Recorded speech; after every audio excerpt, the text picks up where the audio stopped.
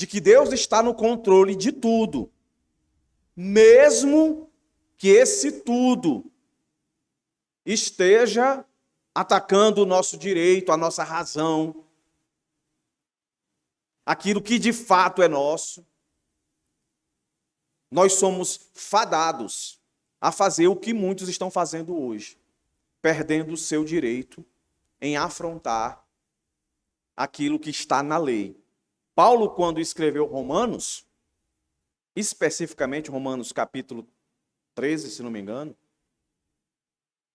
ele deixa claro lá que a gente tem que se submeter às autoridades.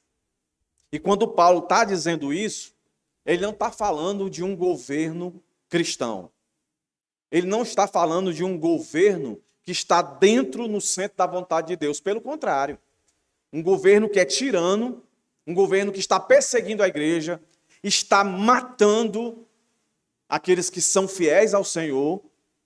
Mas Paulo diz para que se respeitasse as autoridades. O que é que Paulo está dizendo ali não é diferente do que nós vamos ver aqui. Paulo está chamando a igreja a compreender que Deus é soberano. Não existe um líder, por mais poderoso que ele seja, que ele esteja aquém das mãos poderosas do Senhor. Então, meus irmãos, nós corremos um risco muito grande quando a gente não entende que o nosso Deus soberano é um Deus que faz justiça. Quando a gente perde esse senso, a gente acaba desobedecendo a ordem de que Paulo disse. E de que Pedro ainda deixou ainda muito mais claro. Pedro, escrevendo as suas cartas, ele diz assim, ele fala sobre submissão. Fala submissão na família, a esposa com o marido, dos filhos com os pais, dos pais para com os filhos, dos servos para seus senhores. E lá ele vai dizer assim, não tem glória nenhuma você se sujeitar quando você está errado, quando você está passivo de penalidade, quando você errou. Agora, glória há quando você está sendo injustiçado. E mesmo assim, você se sujeita. E lá ele dá o exemplo do próprio Cristo. Eu já fui injustiçado em alguns momentos, você também. Mas nenhum de nós aqui, nenhum de nós, foi mais injustiçado do que Jesus. E a justiça sobre o Jesus homem ainda está a se esperar para ser feito. O Jesus que morreu na cruz do Calvário, ali foi zombado, foi ridicularizado, ainda hoje está esperando a justiça. Jesus morreu como um transgressor, como um bandido da pior espécie. Mas foi o que Jesus fez. Se submeteu. Ele sabia que tudo estava errado ali. O julgamento foi forjado. As provas foram forjadas. Tudo estava na ilegalidade. Mas em momento algum, Jesus, mesmo sendo acusado de levantar a multidão contra o Estado, Jesus disse para se submeter. E na cruz ele disse, Pai, perdoa porque não sabem o que fazem. No livro de Amós aqui, ele não vai chamar a atenção para um Deus soberano, mas ele vai gastar o seu tempo, o seu ministério, falando para o povo de Deus, Israel e Judá, Reino do Norte e Reino do Sul, que Deus fará justiça. Pode demorar. Nós vimos essa fala pela boca de Oséias. Oséias priorizava e dava ênfase a um Deus que é super gracioso, super abundante na sua graça. Mas lá ele dava vislumbre que Deus ia fazer justiça. Ele apontava. Joel apontava também o dia do Senhor. Amós aqui vai declarar isso. de forma muito clara que o Senhor fará justiça. Meus irmãos, a busca por justiça não é de hoje, sempre existiu. Nós temos motivos para querer justiça? Temos. Agora, existe um ponto da qual nós não podemos passar. E o ponto é esse aqui, que fique bem claro para todos nós aqui. É Deus que está no controle de tudo, por mais que pareça que está fora do controle. Um crente deve ir para passeata, carreata, seja lá o que for, para buscar a justiça. Ele deve fazer isso desde que seja dentro da lei. A partir disso, você está afrontando. Você está dizendo que Deus está de costas e não está vendo o que está acontecendo. Você está dizendo que você vai resolver o que Deus não pôde resolver. Percebe aí?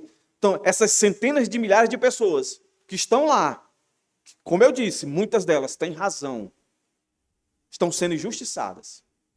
Mas quando elas começam a quebrar a lei, elas estão dizendo, meus irmãos, que Deus não tem poder para resolver aquilo, nós vamos resolver. Só que Amós vai dizer para a gente que não é assim que a gente tem que pensar, não. Deus vai resolver. Quem foi Amós? Quem foi esse cara que escreveu isso aqui? Amós é totalmente fora, vamos dizer assim, da curva daquilo que a gente conhece por profeta. A gente fala profeta Isaías. Tem vários episódios de Isaías, né? Você fala Jeremias. Puxa vida, Jeremias. Ezequiel. Vales do Osso Seco. Agora Amós. Quem é Amós? Se você olhar aqui logo para o começo do nosso texto aqui, capítulo 1, vai dar alguma ideia de quem é esse cara. Palavras que em visão vieram a Amós, um pastor da cidade de Tecoa. Era um pastor. A palavra pastor aí, ela é muito conhecida no Novo Testamento, pastor que cuida de ovelha. Mas aqui no Antigo Testamento, essa palavra pastor, ela também dá a ideia de cuidar de cabrito, de vaca, entendeu? De animais. Então ele cuidava de animais.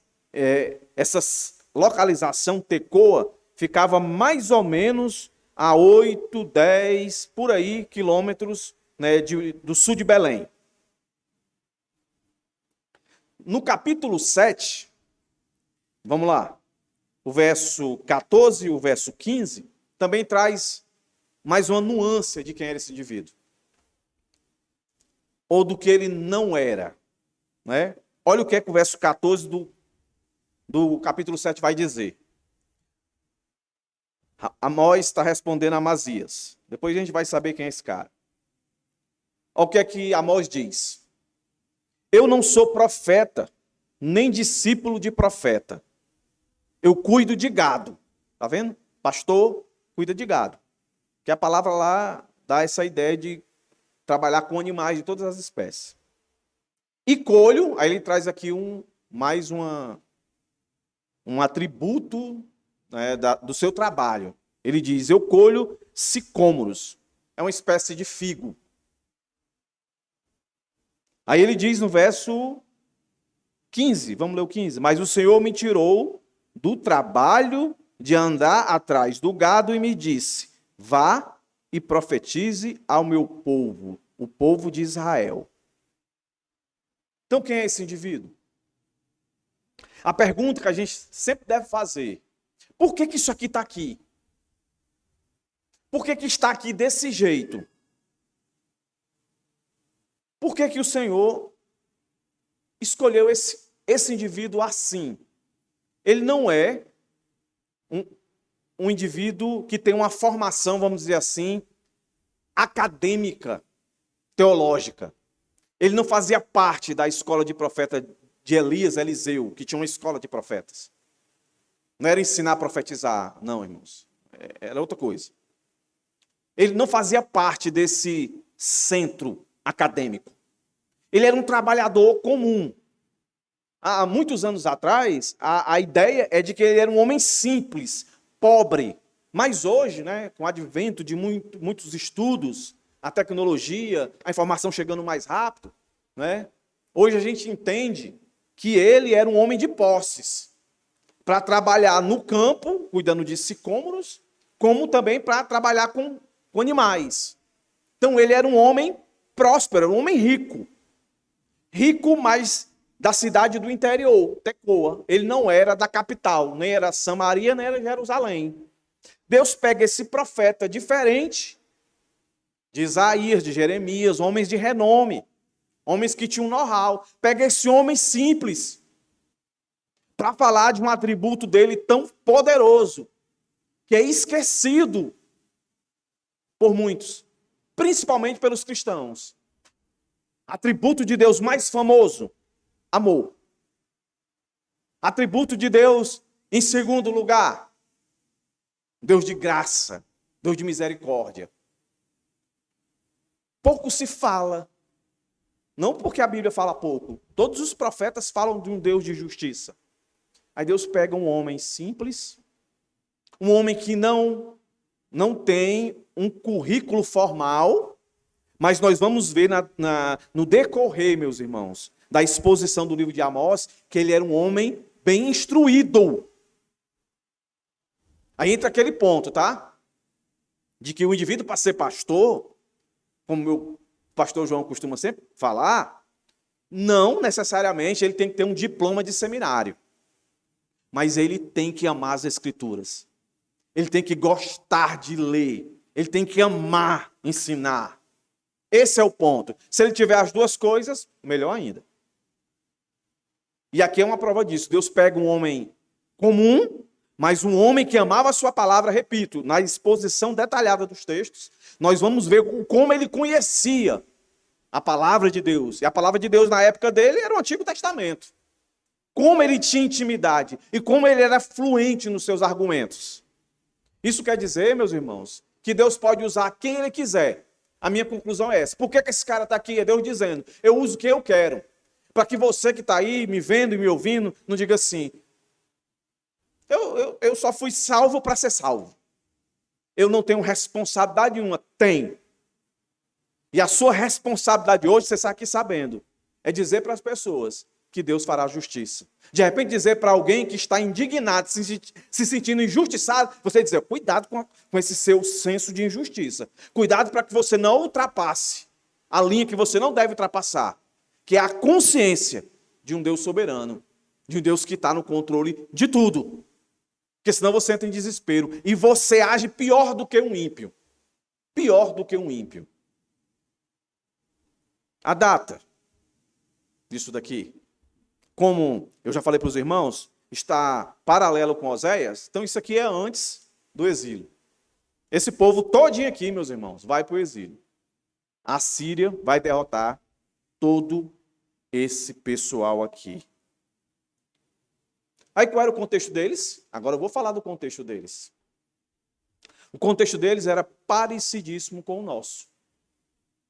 O Brasil, dos últimos anos para cá, ele tem vivido uma prosperidade. É só você olhar para a sua vida. Como é que estava a sua vida há 10 anos atrás? Pense aí por um instante como é que estava a sua vida há 10 anos atrás. Falando por mim. Hoje a minha vida está melhor do que 10 anos atrás. Eu não vou perguntar se todo mundo, pode ser que alguém não esteja, né? Mas você é exceção. A maioria aqui está com uma vida melhor. Pelo menos os membros aqui da igreja que eu conheço estão com uma vida bem melhor do que há 10 anos atrás. Qual era o contexto desse pessoal, politicamente falando? O contexto para tudo isso aqui você encontra nos livros de Reis, 1ª e 2ª Reis. Em 2ª Reis, especificamente, capítulo 10 em diante, você vai encontrar lá um indivíduo chamado Azael e Ben-Hadad. Esse pessoal aí eram os reis sírios. Eles massacraram o povo de Deus. Eles possuíram o povo de Deus. Mas chegou um momento que Deus, soberano, esses reis não fizeram nada que fosse fora do alcance de Deus. Mas chegou um tempo que o Senhor levantou um indivíduo chamado Jeroboão, que foi liderar o reino do norte, capital Samaria, e levantou Uzias em Judá. E eles se tornaram poderosos, ao ponto de derrotar esses dois, Azael e Ben-Hadad. E aí, 2 Reis, capítulo 13, verso 25.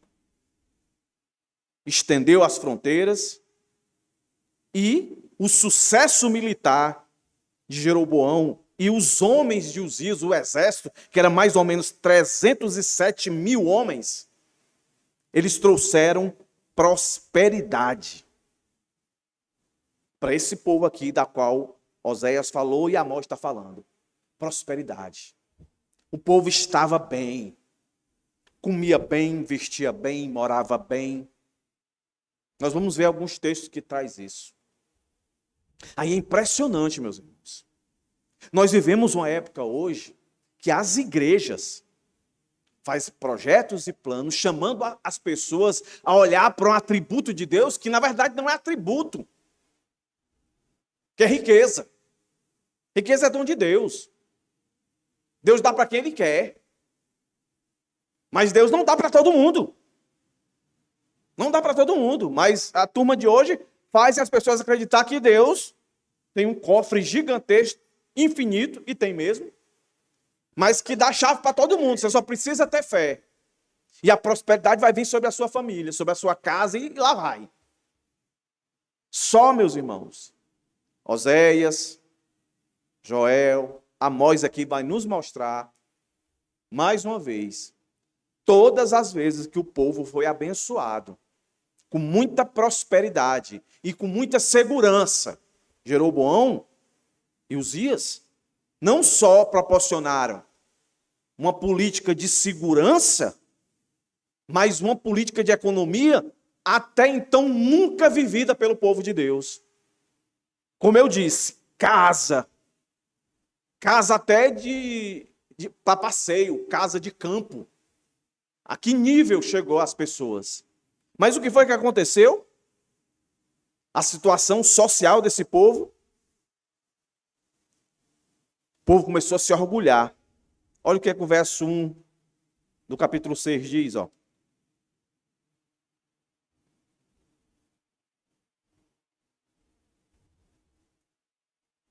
Ai, verso 1 do capítulo 6, ó. Ai dos que andam à vontade em Sião, e dos que vivem sem receio no monte de Samaria, homens notáveis da principal das nações, os quais se dirigem à casa de Israel. Olha o verso 4, do mesmo capítulo. Vocês dormem em camas de marfim e se espreguiçam sobre os seus leitos, comem os cordeiros do rebanho e os bezerros que estão na engorda. Ficam cantando à toa ao som da lira, como Davi inventam instrumentos musicais. E aí vai, bebe vinhos em taças. Pensei, uma vida regalada. E aí o povo começou a se afastar de Deus. A situação social desse povo, comendo e bebendo e vivendo do melhor de todos os tempos, os fez se tornarem insensatos. E isso acabou repercutindo na sua vida religiosa. Olha aí o capítulo 5. O que é que vai nos dizer?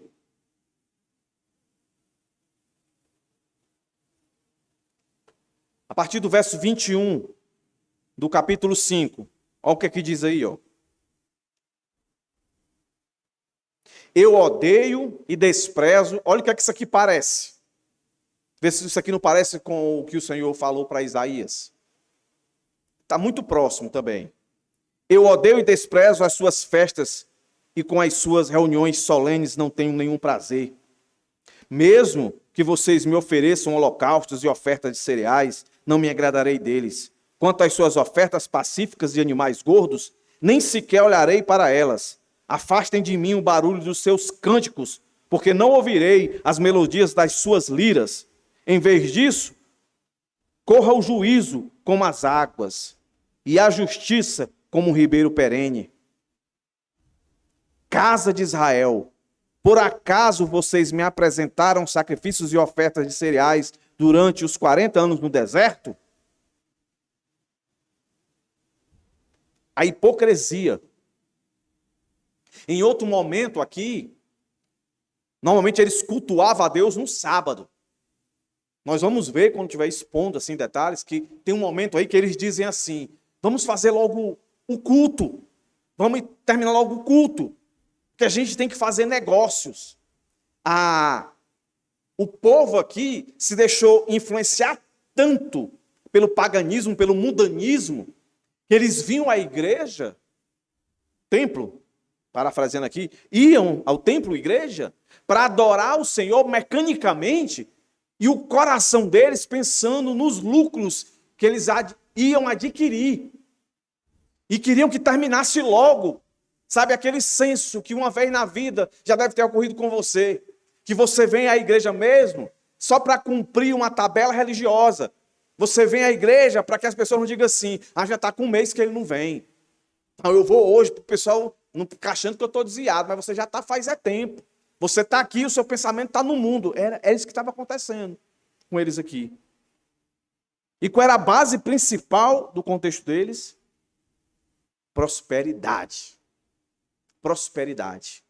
Agora veja como é que o profeta Amós vai argumentar, chamando a atenção desse povo. Um povo que está vivendo o melhor. Amós, nos tempos de hoje, certamente seria chamado de o profeta do caos. Está tudo bem, prosperidade, estou morando bem, estou indo para a igreja, está tudo dando certo. Na cabeça deles, né? Aí chega um indivíduo desse e diz: ó, tá não. Tá não. Passa aí, mano. Como é que está toda a carta? Eu tentei ser bem didático aí, tá, irmãos? Como é que ele argumenta com a sua profecia nesses nove capítulos? Está aí, só para os irmãos entenderem.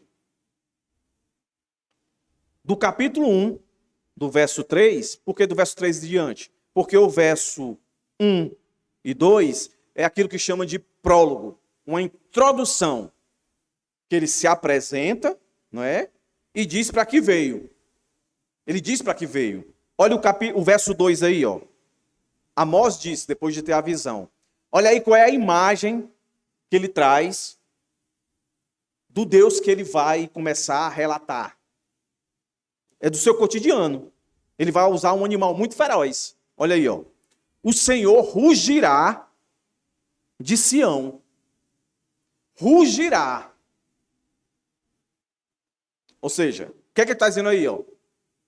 Deus vai falar, e o que ele vai falar não é nada doce de ouvir. Você já deve ter assistido aqueles filmes da África, não é? Já deve ter visto quando um leão está numa posição de ataque, aquele rugido que ele dá é apavorante. Ele diz, com aquele rugido: o que eu estou em mente em fazer, eu vou fazer. E o que é que o leão vai fazer? Ele vai fazer justiça. Ele vai saciar a sua fome. Eu estou com fome, eu preciso comer. Eu vou saciar isso, vou fazer justiça a isso, a esse meu instinto. E ele vai lá e faz. Aí o profeta diz isso: o Senhor rugirá de Sião, e de Jerusalém fará ouvir a sua voz. Olha o que ele diz: o campo dos pastores estarão de luto, e o alto do Carmelo secará. Veja que o profeta Amós já começa dizendo: não vai ser coisa boa. Deus vai fazer justiça. Vai ser tempo de luto. Vai ser tempo de seca. Olha aí, meus irmãos. Ele está falando para quem? Para um povo que está nadando na prosperidade. Pense no estraga prazer. Pense. Meus irmãos, tem um monte de gente agora ouvindo coisas que não tem nada a ver com a nossa realidade. Os nossos contextos são iguais. Nós estamos no mesmo mundo. E nós buscamos essas mesmas coisas. Prosperidade, a gente quer segurança, a gente quer estabilidade. Mas o que é que torna isso errado e pecaminoso? É quando a gente perde o senso de soberania de Deus. E às vezes a gente acha que a gente só deve ou só perde o senso de soberania de Deus quando as coisas estão ruins. Não, irmãos. Quando as coisas estão boas, a gente perde o senso de soberania de Deus. E a gente coloca Deus de lado. E a gente começa a estabelecer a nossa vontade, o nosso querer. A gente começa a desenhar o Deus que é o reflexo de nós mesmos. E Deus é tão misericordioso que só tem um jeito de tirar a gente dessa idiotice. É enxergar quem de fato é Deus. É um Deus que não divide a glória dele com ninguém. É um Deus que não reparte a sua autoridade com ninguém. É um Deus, como o profeta está dizendo, que rugirá. Aí daí, ele vai, coloca o seu argumento dessa maneira aí, ó. As profecias de Amós, do verso 3 até o verso 16 do capítulo 2. Várias profecias. Mas não tem nada a ver com as profecias que as pessoas costumam querer ver, querer ouvir, querer sentir. Daí, ele vai para pregações do capítulo 3, do verso 1 até o capítulo 6, verso 14. Várias pregações.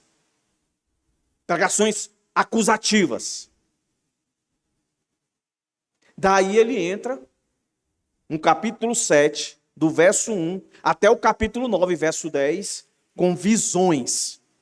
5 visões são lhe dadas. E por fim, como é uma marca registrada de Deus, ele quer que a gente veja que ele é o Deus de justiça, mas que a gente nunca esqueça que ele é um Deus de misericórdia. Por isso, promessa. Capítulo 9, que é o último capítulo, do verso 11 até o 15. Ele não termina sem deixar uma promessa. Então, começando, que profecias são essas? Que estão do verso 3 até o verso 16 do capítulo 2. É só olhar para a sua Bíblia aí, ó.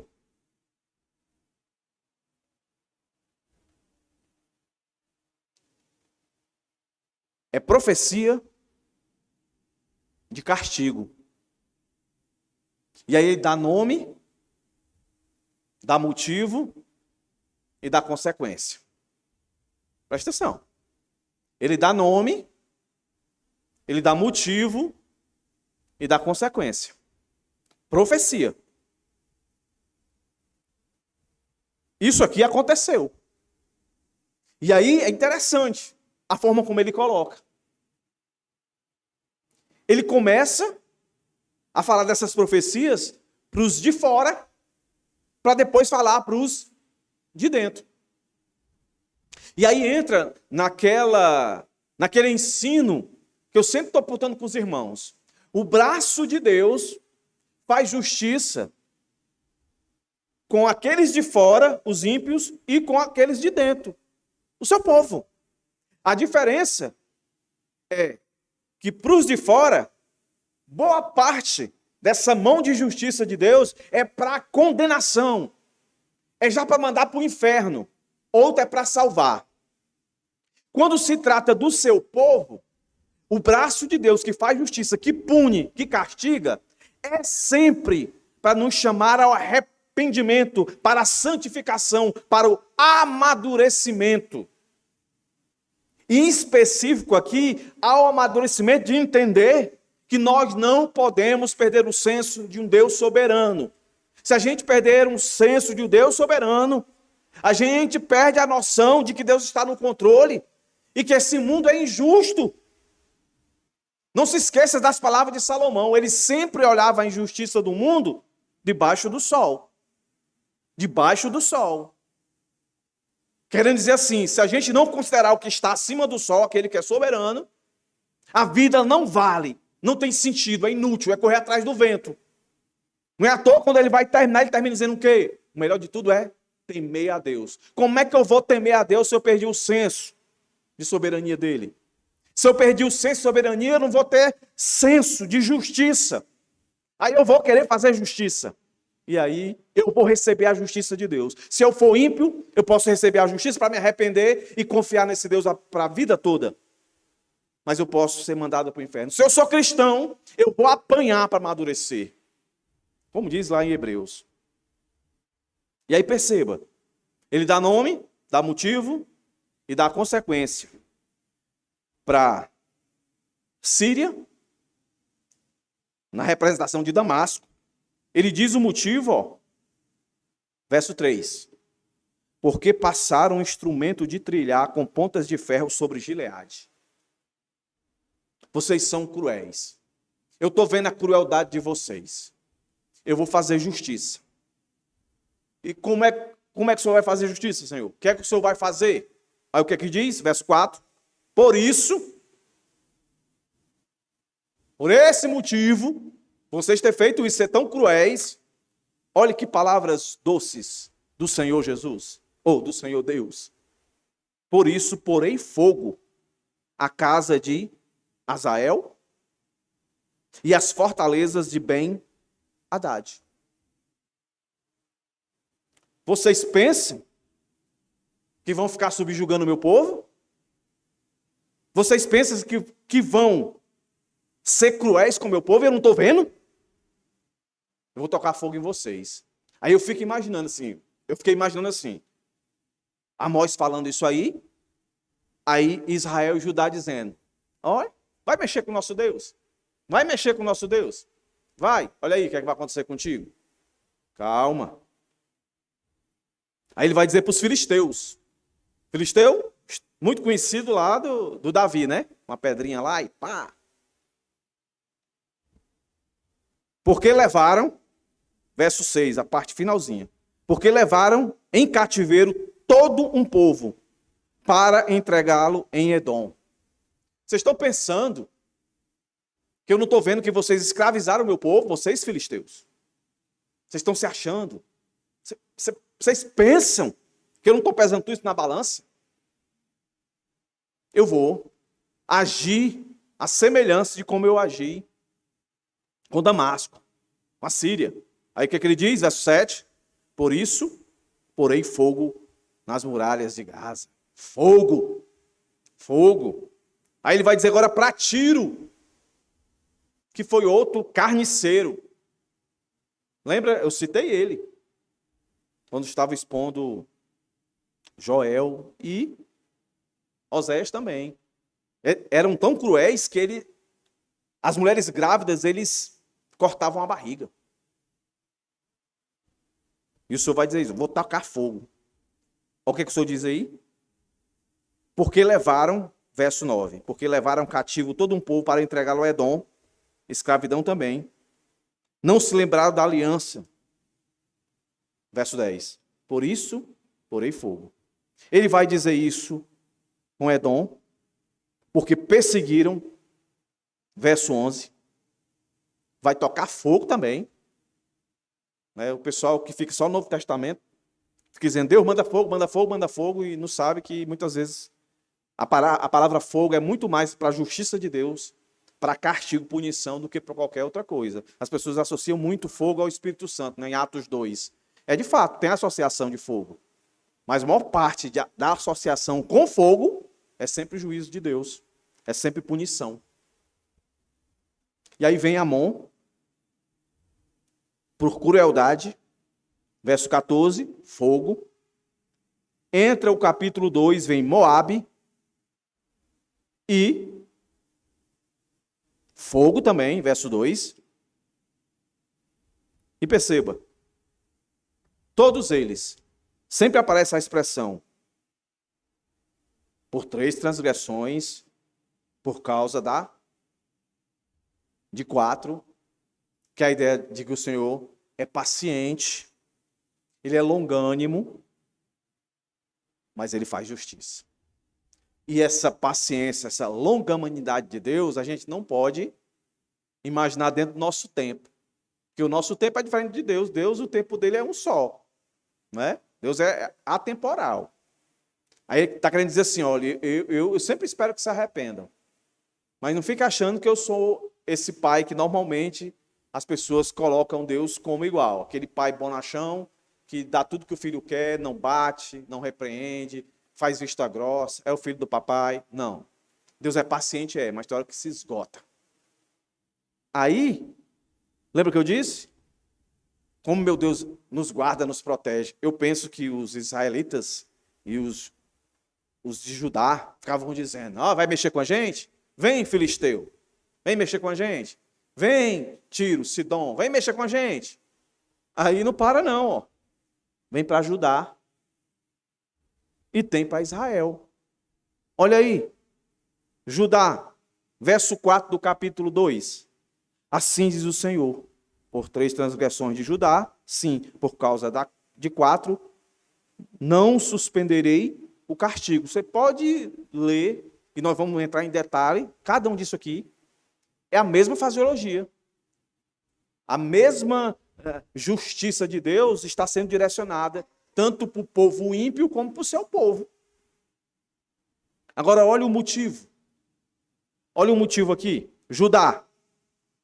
Olha aqui, irmãos. Porque rejeitaram a lei do Senhor e não guardaram seus estatutos. Lei, estatutos. Ele não está sendo redundante. Ele está sendo, como é que eu posso dizer? Objetivo, no foco principal do pecado desse povo, que vivia uma prosperidade, comia do bom e do melhor. Mas quando a prosperidade chegou, eles abandonaram aquilo que eles não poderiam abandonar. A palavra de Deus, os mandamentos do Senhor. E aí ele diz, os falsos deuses os enganaram. Deuses que os pais deles haviam seguido. Aí o que é que o texto diz? Por isso, porei fogo em Judá, fogo que consumirá as fortalezas de Jerusalém.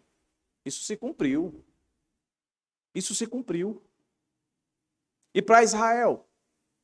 Ele diz a mesma coisa, mas ele dá algo mais. Aquilo que eu chamo de o degrau da depravação. Quando você deixa de valorizar a palavra de Deus, as leis de Deus, os mandamentos de Deus, dentre os quais está lá dizendo que Deus é soberano. Deus tem o controle de tudo e de todos. Nada acontece por acaso, não existe coincidência. Quando você perde essa noção, olha aí o que é que acontece. Porque vendem o justo por dinheiro e condenam o necessitado. Por causa de um par de sandálias, esmagam no pó da terra a cabeça dos pobres e pervertem o caminho dos necessitados. Aí o que é que ele diz mais? Um homem e seu pai têm relações com a mesma jovem. Judá se torna idólatra, Israel se torna gananciosa, avarenta e prostituta. Lembra de Oséias? O que é que eles faziam? No lugar de culto a Deus, eles se prostituíam. Prostituição que eu e você não tem costume de ver. Eu costumo dizer que a pior igreja do mundo é a igreja de Corinto. Mas a igreja de Corinto era pior, não no sentido que ela fazia coisa que nunca aconteceu. Era na quantidade. Porque nesses tempos aqui, eles, como disse lá Oséias, eles iam e se prostituíam. tinham relações sexuais, homossexuais, com animais. Dentro do templo, no monte, onde foi separado para adorar o Senhor. Lembra que eu falei assim, irmãos, pense aí. Às vezes a gente fica dizendo assim, rapaz, o mundo é muito depravado. Mas, meus irmãos, quando um crente perde a noção de justiça de Deus, ele faz pecados piores do que os ímpios. Porque Paulo disse isso quando escreveu a igreja de Corinto. Rapaz, está acontecendo aqui dentro coisa que nem lá fora. Isso é admissível. Então, não é porque a gente é crente, não é porque a gente é povo de Deus, que a gente não tem capacidade de fazer as piores coisas que o mundo ímpio caído, que um dia nós fizemos parte. E é impressionante. Tem pessoas que passaram a vida toda de impiedade e quando se converteram, passaram a praticar coisas que na sua impiedade nunca fez. Pessoas que foram fiéis nos seus relacionamentos quando eram ímpios. Aí passaram a crer em Cristo. E aí perderam a noção da soberania de Deus. Porque negligenciaram a palavra de Deus. Negligenciaram as doutrinas. Começaram a se achar fortes o suficiente para não precisar mais disso. E caíram em pecados. Que na sua impiedade não tinha caído. Olha o que é que acontecia.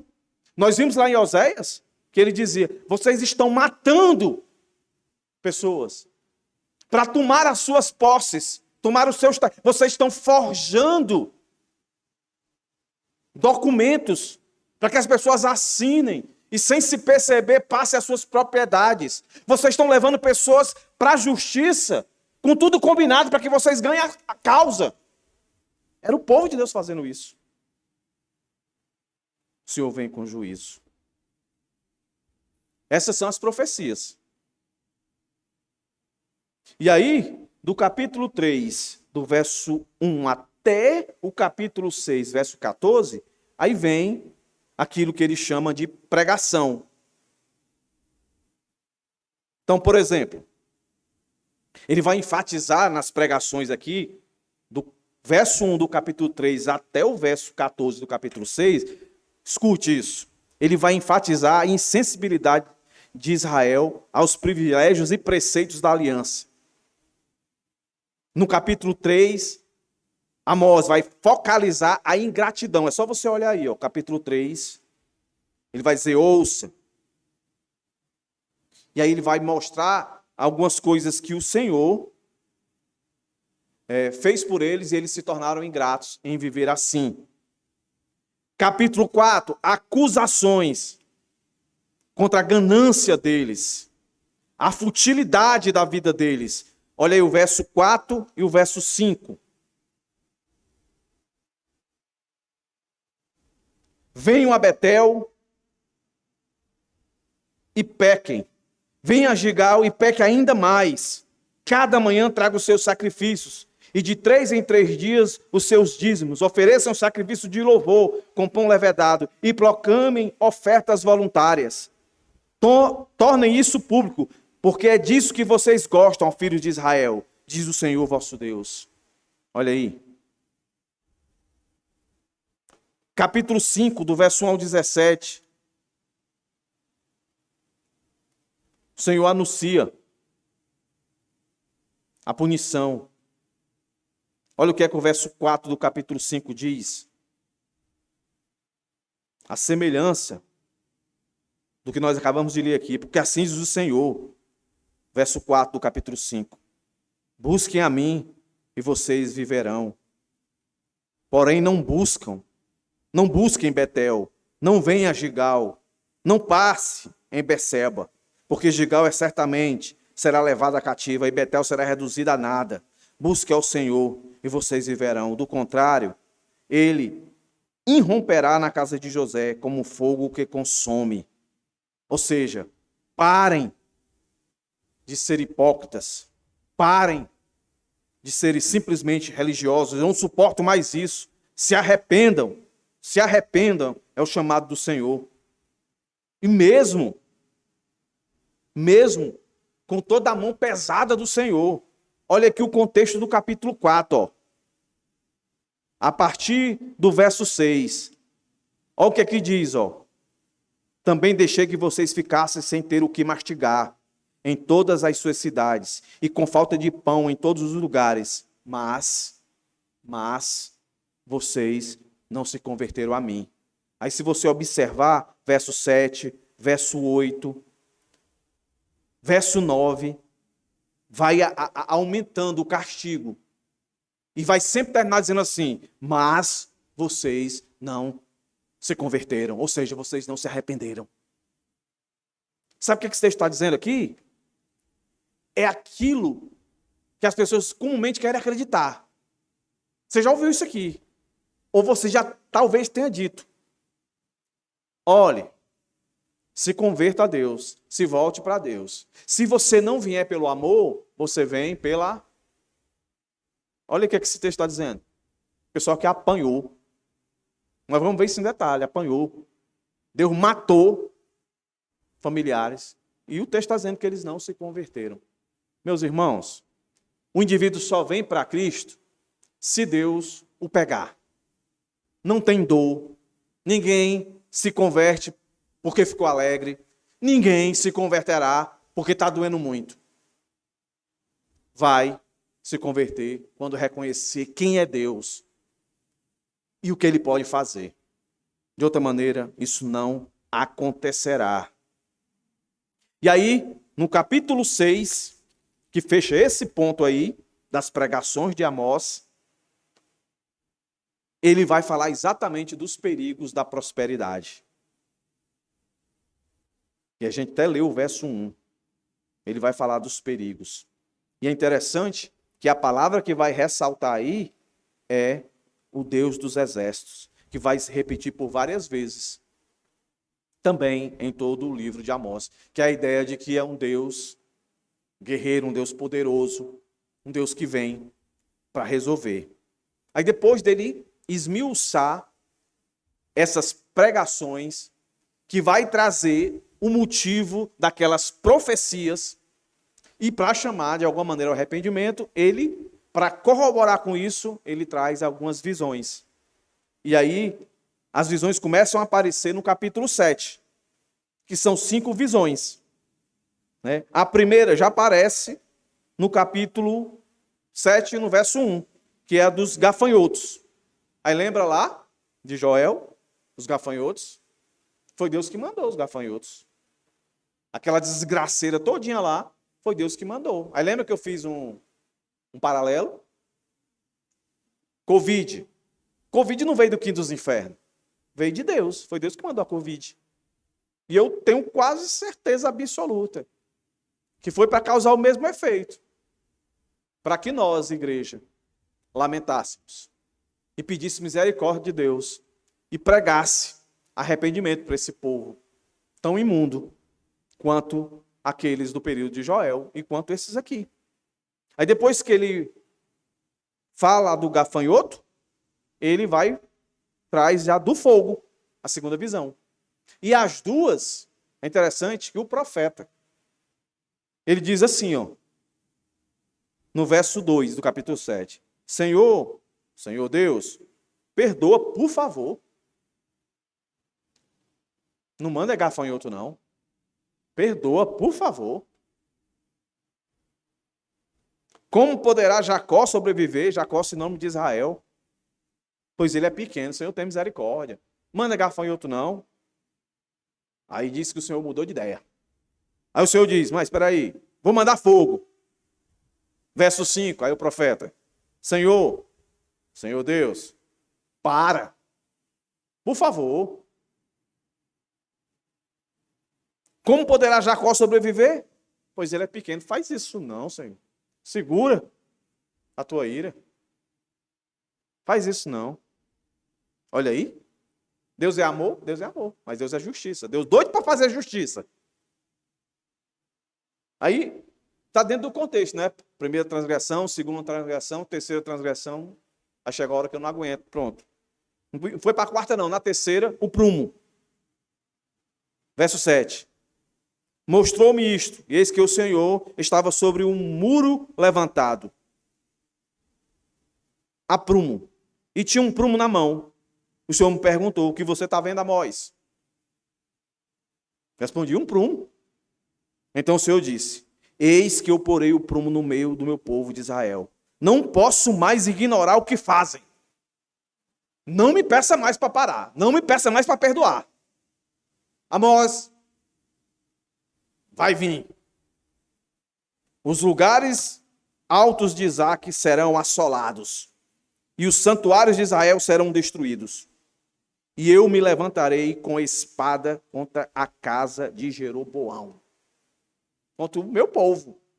Eu vou descer com tudo. Isso aconteceu. Aí, no capítulo 7, Amós faz questão de contar um particular. Lembre-se, esse discurso, essas profecias, essas pregações, essas visões, está dentro de um contexto onde a turma está vivendo do bom e do melhor, segurança total. Tenta imaginar. Aí o profeta dizendo isso, pensa, rapaz, isso tem perigo de acontecer não, rapaz. Tu é doido, né? Tá tudo sob controle. Jeroboão, Judá está tudo sob controle. A Síria, Babilônia, está tudo sob controle. A gente que está mandando aqui, que discurso é esse? É isso que ele vai dizer, que a turma está pensando na representação desse sacerdote aqui de Betel, chamado Amazias. Olha aí, ó. Então Amazias, o sacerdote de Betel, verso 10 do capítulo 7, mandou dizer a Jeroboão, rei de Israel: Amós está conspirando contra o rei no meio da casa de Israel. A terra não pode suportar todas as suas palavras. Porque assim diz Amós. Aí vai dizer para Jeroboão: Jeroboão, tu não é o cara que controlou tudo aí? Tu venceu a Síria, tu botou todo mundo para correr, tá todo mundo com medo do boi de melhor. O pessoal tem 2 casas. Tá bebendo vinho da melhor safra, comendo carneiro top, gordurinha. Aí esse cara apareceu dizendo aí que vai mudar tudo, ó. Que Deus vai tirar o teu trono, vai morrer tu, vai morrer um bocado de gente. Ele está dizendo essas palavras aí. Está dizendo que tu vai morrer à espada, e Israel certamente será levado para fora da sua terra em cativeiro. Aí Amazias vai e diz para Amós: sai daqui, vidente. Sai daqui, assombração. Fuja para a terra de Judá e vai ganhar a vida por lá. Lá você pode profetizar. Aqui em Betel, de maneira nenhuma. Betel, não, onde eles se encontravam, Gigal, para adorar a Deus, fazer aqueles cultos lá de fornicação, de esculhambação. Aí chega lá o profeta dizendo: ó, Deus vai acabar com esse negócio aí, tá tudo errado. E o povo, ó, tu é doido, é? Que tá top, Deus está com a gente abençoado, aquela associação tá dando certo, é Deus. Nem sempre. Nem sempre. Aí Amós vai responder, do verso 14, a gente já leu. E do verso 16 em diante, ele vai dizer o que vai acontecer com Amazias. Aí ele volta, no capítulo 8, para mais uma visão, a quarta, e diz, verso 1, o Senhor Deus também me mostrou o seguinte: um cesto de frutos de verão. O que é que ele está querendo dizer? Ó? A representação disso, ó. Está chegando a hora. Está chegando o dia da colheita, ou seja, de eu fazer justiça. Aí ele vai para a última visão, capítulo 9. A visão final, junto ao altar. Ele diz, ó: vi o Senhor que estava em pé junto ao altar e me disse: bata nos capitéis das colunas para que os umbrais comecem a tremer e os pedaços caiam sobre a cabeça de todos eles. Olha que discurso gostoso de se pregar, meus irmãos. Olha aí. Matarei a espada os que restarem. Nenhum deles fugirá. Nenhum escapará. Ainda que cavem para chegar ao mais profundo do abismo. Não vai ter escapatória. A justiça de Deus vai ser feita. Mas o Senhor, como é bondoso, Ele faz a sua promessa. Verso 11, até o verso 15, que vai começar dizendo: naquele dia, que dia? Dia da justiça dele. Dia que ele vai matar, vai mandar para o inferno todos aqueles que negaram a sua soberania. Todos aqueles que negaram, aceitaram que um dia ele faria justiça. Ele diz: levantarei o tabernáculo caído de Davi, vou reparar as suas brechas e levantá-los das ruínas, vou restaurá-lo para que volte a ser como era nos dias da antiguidade. Olha aí, irmãos, a salvação é do Senhor, a restauração é do Senhor, tudo é do Senhor. Olha que livro maravilhoso. A gente vai apanhar muito, mas apanhar para se arrepender. Para se arrepender para a salvação, para se arrepender para a santificação, para colocar Deus no lugar certo. Daí eu parto para a conclusão, meus irmãos. Nós estamos em crise. E na crise, o que a gente não tem que fazer é abandonar a Deus. Está se sentindo injustiçado? Confia. Confia. Lembra das palavras de Amós. O Senhor vai fazer justiça. Parece um jargão isso aqui. Pode até ser. Mas eu vou dizer. A solução para a sua vida, sua família, seu país, não está numa ideologia ou num partido político, mas em Deus. Somente em Deus. Não sejamos como o povo de Deus no tempo de Amós e de Oséias, orgulhosos. E com o nosso orgulho riscar Deus da prioridade das nossas vidas. Eu disse para minha esposa, e eu tenho dito isso aqui, irmãos, para vocês, que se eu não tivesse o senso de soberania de Deus, de que Deus está no comando de tudo isso aqui, eu seria o primeiro a estar lá em Brasília. Eu ia entrar com os 2 pés, na vidraça lá. E se tivesse aquele cabeça de ovo, ia acertar bem no meio da testa dele. Isso, meus irmãos, se eu não tivesse o senso de soberania de Deus. Mas como Deus, graças a Deus, tem me sustentado, o que eu faço é dizer: Senhor, me dá força para suportar tudo que vier de injustiça, confiando tão somente que a tua mão não está encolhida, tu não está de costa, tu não abandonou esse mundo, tu não abandonou a tua criação. A tua redenção implica em tu fazer justiça. Então, se tu já começou a aplicar a redenção em mim, em você, então tudo mais vai acontecer. O que eu preciso é confiar no Senhor. Porque se é a vontade do Senhor, tudo que está acontecendo, você pode ter certeza que Ele vai nos dar a condição de suportar. O que a gente precisa é confiar nele. Deus de justiça, disse um comentarista. Este é o atributo de Deus mais destacado por Amós. O povo de Israel estava cometendo ignominiosa injustiça contra os pobres.